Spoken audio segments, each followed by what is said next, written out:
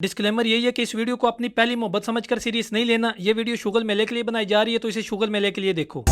चलेगा जो भी जाली चलेगा, चलेगा जो भी जाली चलेगा। आज हम बात करेंगे हमारे सो कॉल्ड सेलिब्रिटीज की। अब पाकिस्तान में ना सेलिब्रिटी बनना बड़ा आसान है। अगर मुझे सेलिब्रिटी बनना होगा तो मैं क्या करूंगा, अलग से अपार्टमेंट लूंगा, उसमें एक आधा कुत्ता रखूंगा, फिर उसके साथ स्नैप्स बनाऊंगा। ये लो भाई, मैं भी बन गया सेलिब्रिटी। फिर शाम को टेरेस पर खड़ा होकर बाहर किसी मरे कुत्ते की स्नैप बनाकर लगाऊंगा और लोगों को बताऊंगा कि मैं कितना हम्बल हूं और कितना एहसास करने वाला बंदा हूं। अजीब ही कोई लोल जिंदगी होती है इन लोगों की। एक हगते बस अपने लिए है, बाकी हर काम ये इंस्टाग्राम पर स्टोरी लगाने के लिए करते हैं। बहुत से यूट्यूबर्स इन शोबीज वालों के उठाते हैं, बल्कि मुंह में ले लेते हैं कि शायद ही कोई छोटा मोटा रोल मिल जाए। मतलब अगर कहीं घोड़े की 4 टांगे हैं और 5वीं नहीं है तो हम उस 5वीं टांग का रोल करने के लिए भी तैयार हैं। लेकिन भाई मेरे एल पे है, बंदा इन्ना दे उत्थे फैर मारे जिथू सोखा लंघ जाए। अब शोबीज का ना सबसे बड़ा फैक्ट ये है कि जो जितना ज्यादा झुकेगा उसके पास उतना ज्यादा काम होगा। मतलब जो जितना हम्बल होगा, यू नो हम्बल यार की कसम एवं जैन और पास ले जाते हो और तुम पीछो। दूसरा बड़ा फैक्ट ये है कि जो जितने ज्यादा लेग पीसेस दिखाएगा वो उतना ही टैलेंटेड होगा। तीसरा बड़ा फैक्ट ये है कि आपको पूरे उठाने के साथ साथ मुंह में लेने भी आने चाहिए। तो दुआ करता हूँ काश आप मेरे वालिद होते तो इनके लिए शराब पीना कोई जुर्म नहीं है, बेहुदा पार्टीज में जाना कोई जुर्म नहीं है, नाचना गाना कोई जुर्म नहीं है, बिकनीज पहनकर फोटो शूट करवाना कोई जुर्म नहीं है, ना महरमों के साथ आउटिंग करना, नाचना, जफ्फियां डालना और डलवाना कोई जुर्म नहीं है। इन लोगों के लिए ना बस एक ही चीज जुर्म है, और वो है जब इन लोगों के बारे में कोई बात करे तो तब इन्हें सारा इस्लाम याद आ जाता है। भाई पहले ये खुद अपनी लाइफ पब्लिक करते हैं, फिर बाद में जब अवाम इन्हें बाजू देती है तो मर्द की तीसरी टांग जैसी शक्ल बनाकर रो रहे होते हैं कि भाई हमारी पर्सनल लाइफ है, हम जो मर्जी करें, आपको इससे मसला है। मुनाफिकत की हद ये है कि पूरा साल बिकनियां पहनकर फोटो शूट करवाना और फिर रमजान ट्रांसमिशन करना है, और रमजान ट्रांसमिशन करने के बाद भी इन पर इस्लाम का कोई असर नहीं होता। सॉरी टू से, लेकिन इन लोगों की होस्ट की हुई रमजान ट्रांसमिशन देखने वालों पर भी अब मैं ना तुम लोगों को एक चीज दिखाता हूँ। ये देखो, Pakistani celebrities who show themselves very innocent but in reality they are the real disgusting people. ये भाई हम नहीं कह रहे, ये आपके लोग ही कह रहे हैं। ये हमजा अली बासी ने कहा है। तो भाई मुनाफिकत का अंदाजा इधर से लगा लो कि एक भाई साहब हैं जो कहते हैं कि TikTok is cancer. I repeat, TikTok is cancer, और फिर खुद ही टिकटॉक पर वीडियोस अपलोड कर रहे हैं। पता क्या, मैं ना तुम लोगों को एक बात बताता हूँ। देखो भाई, ये लोग अवाम को समझते हैं कुतिया। ये समझते हैं कि अवाम का क्या भाई, जिधर लगाओगे लग जाएगी। खुद ही टिकटॉकर्स को प्रमोट कर रहे होते हैं और फिर कोई भी किसी किस्म का कुतियापा होने पर भाषण जा रहे होते हैं। अब एक्टिंग इनका असल प्रोफेशन नहीं होता, असल प्रोफेशन इनका वेट लिफ्टिंग होता है। मतलब आपको वाकई में लगता है कि शोबीज में काम करने के लिए आपको एक्टिंग आनी चाहिए?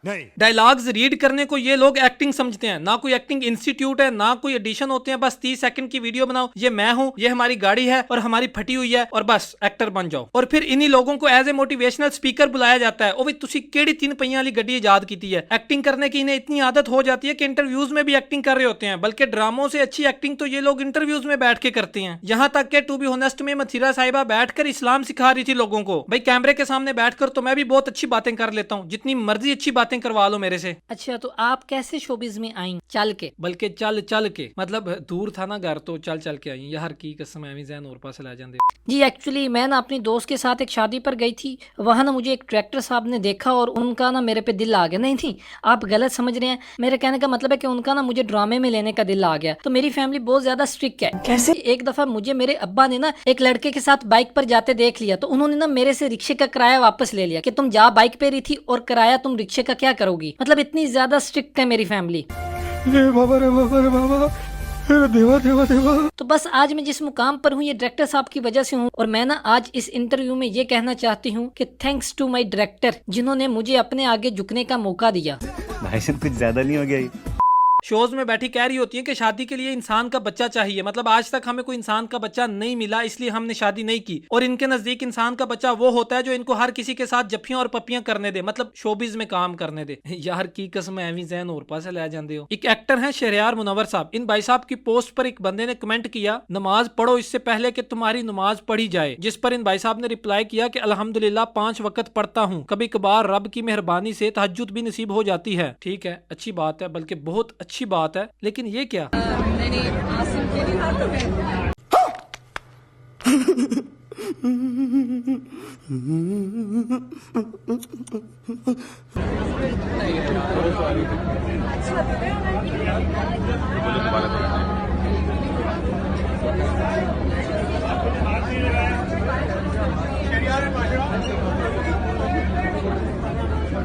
यार छोड़ो जी, सानू की लगे।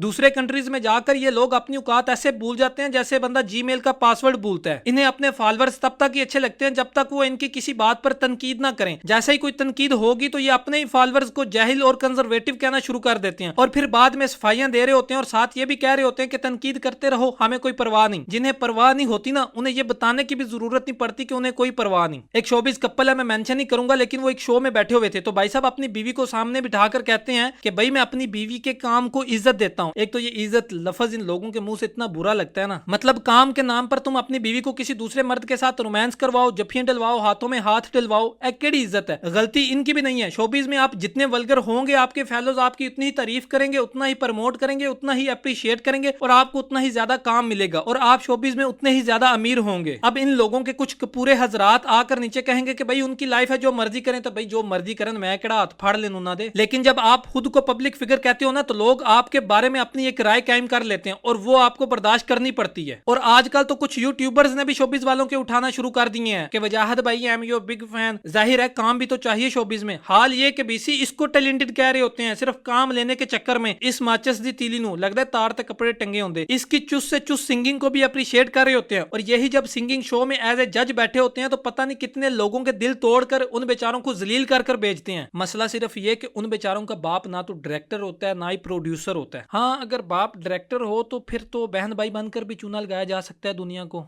अरे कहना क्या चाहते हो?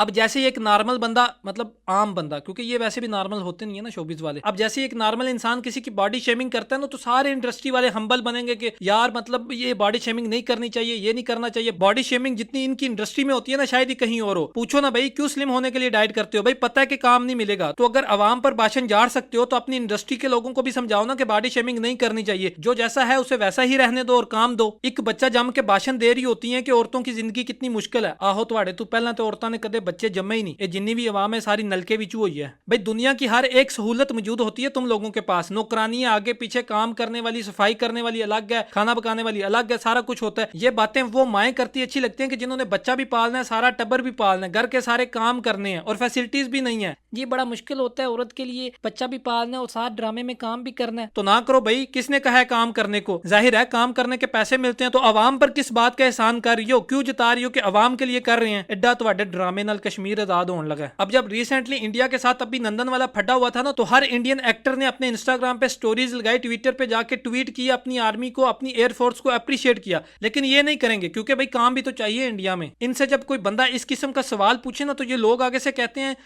देखें जी आर्ट की कोई बाउंड्रीज नहीं होती, हम आर्टिस्ट लोग हैं और बगैरत भी हैं, बेशरम भी हैं और बुजदिल भी हैं और हमें काम भी तो चाहिए इंडिया में, इसलिए हम अपनी आर्मी को अप्रिशिएट भी नहीं करेंगे और इंडिया के खिलाफ भी कोई पोस्ट नहीं करेंगे। अब जब टर्किश एक्ट्रेस इसरा को ब्रांड एम्बेसडर बनाया गया ना तो यासर हुसैन ने इतना बड़ा पैराग्राफ लिख दिया था। भाई साहब जब इंडियंस को यही कंपनी, यही ब्रांड अपना एम्बेसडर बनाते हैं तो तब क्या अर्तुगरुल ने आपके मुंह में तलवार दी होती है? बड़ा कोई पुरानी साइकिल दी गद्दी वर्गा मुंह है तेरा। जब आप पाकिस्तानी इंडिया में जाके काम करते हो तो Ali Zafar proud of you, you did it, और अपनी दफा फट के हाथ में आ जाती है। और फिर ये शोबिज इंडस्ट्री जब बोर होना शुरू हो जाती है ना तो आपस में अवार्स खेलना शुरू कर देते हैं। अब मैं ना आपको शोबिज का कंटेंट दिखाता हूँ। बीवी को काम वाले के साथ बेड पर देखकर शोहर को अपनी गलतियों का एहसास हो गया। बाप की अपनी बेटी के साथ ज्यादती करने की कोशिश, इबरतनाक अंजाम। हाथ छोड़े मेरा, क्यों जबरदस्ती कर रहे हैं मेरे साथ। तो भाई ये था हमारा प्रो कंटेंट। तो यार इससे पहले ना मैं एक वीडियो पाकिस्तानी अवार्ड शोज पर भी बना चुका हूँ जिसका लिंक यूट्यूब पे आपको डिस्क्रिप्शन में मिल जाएगा और फेसबुक पे आपको कमेंट्स में मिल जाएगा। तो यार अगर वीडियो अच्छी लगी है तो वीडियो को लाइक कर दो, चैनल को सब्सक्राइब कर दो और बेल आइकन को भी दबा दो। मिलते हैं अगली वीडियो में। Love you all.